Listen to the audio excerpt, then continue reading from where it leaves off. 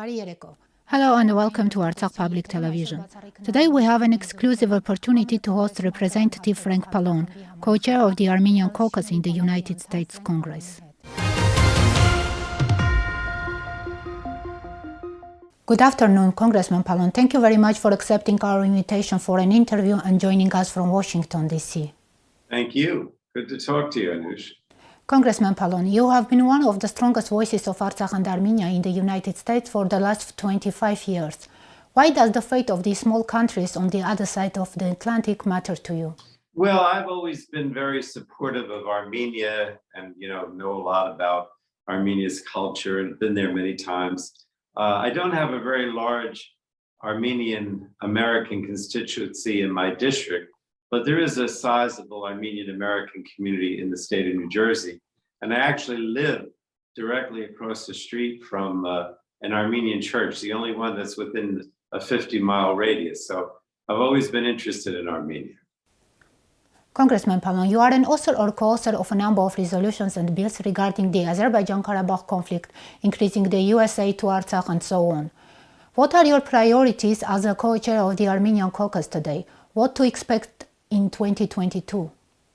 Well, I think that the war last year really kind of made us all in the Armenia caucus and those Americans who care about Armenia primarily focused on security issues. In other words, we're still concerned about the economy. We're still concerned about improving the lives of Armenian and the people of Artsakh, and obviously during this COVID crisis, getting vaccines over there, making sure people are able to respond to the COVID crisis. All these things are important. But once the war occurred, the security issues became the most important because of the fact that Azerbaijan sees so much of the Armenian area in Artsakh, and also continues to threaten Armenia at its borders and in the south. So we want to make sure that we send a strong message to Azerbaijan and Turkey that the United States is watching, and that we believe very strongly that Artsakh must remain Armenian, that the people of Artsakh have the right to, based on principles of self-determination, to having their own state, whether that's an independent country or, part of Armenia in the future. And we also have been concerned about making sure that prisoners of war are returned, and that there's a ultimate, agreement with the Minsk group on the future of Artsakh so that it remains Armenian. Moving on with the security issues. Every year, the White House waives the requirements under Section 907 of the Freedom Support Act, securing the flow of military aid to Azerbaijan. We know that there are debates on this topic in the Congress. Could you please give us some details about the fate of Section 907? Are there any chances regarding full enforcement of it? Yes.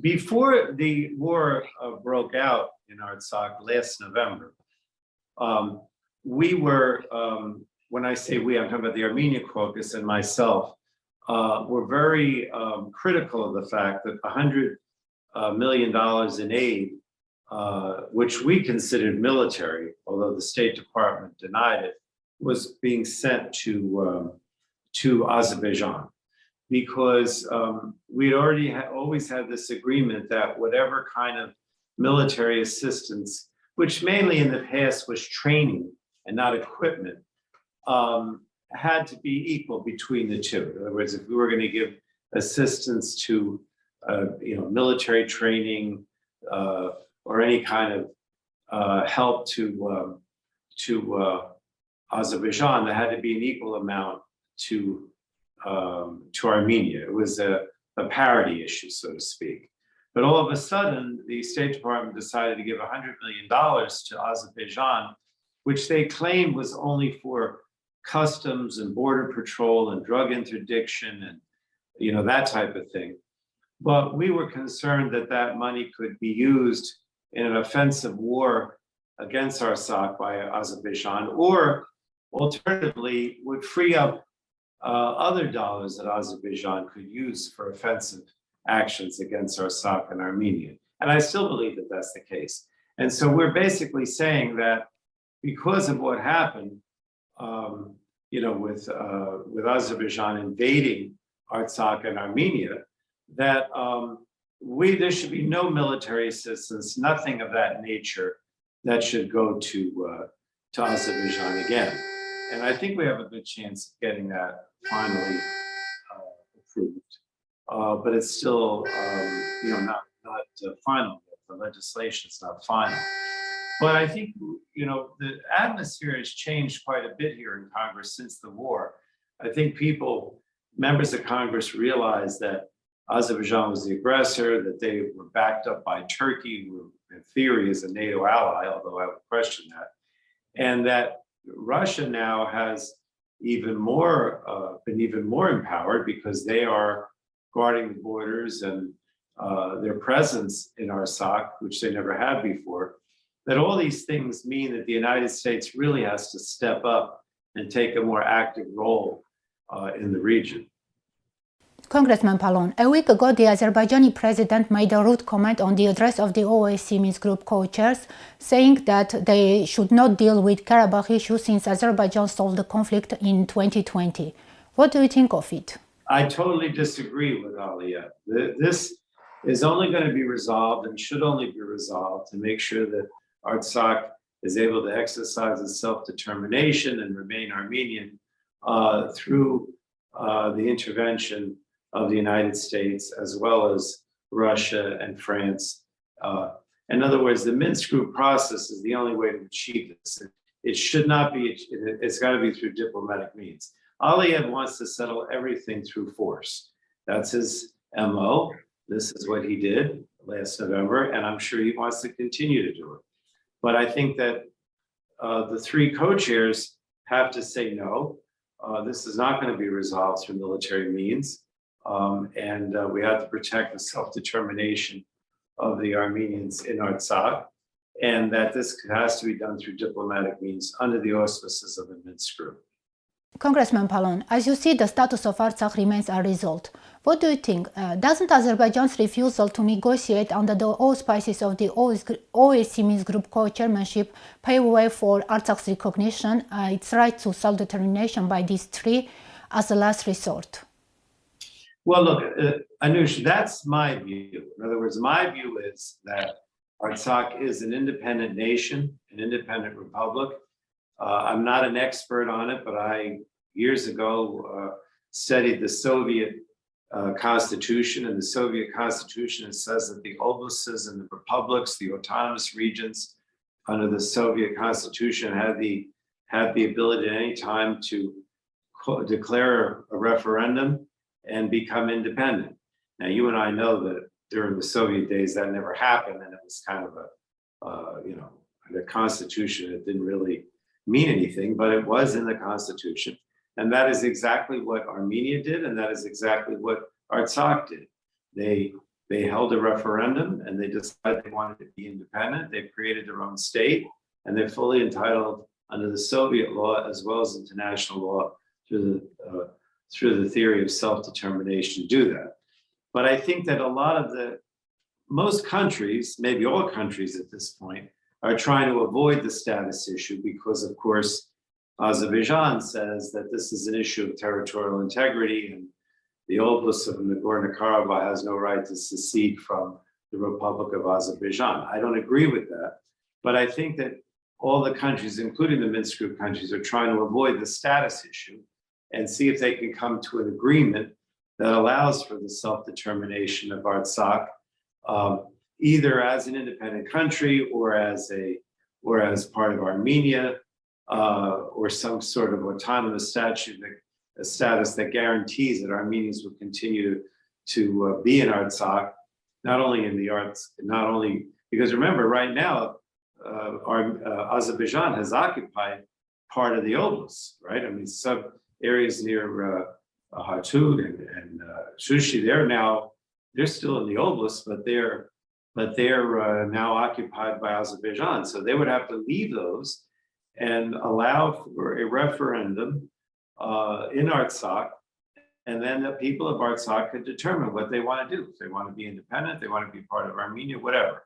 But I think that the international community is trying to avoid that status issue.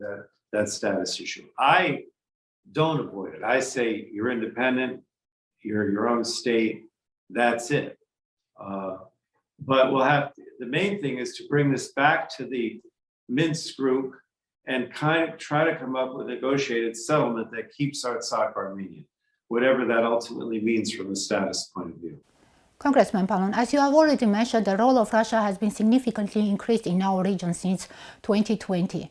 Russia is interested in stability in our region. What would you say about the U.S. policy towards South Caucasus? Can we expect more active U.S. involvement in these processes? That is exactly what we want to do. But I don't want to suggest to you that it's, some sort of military intervention, because I don't want to give false hope.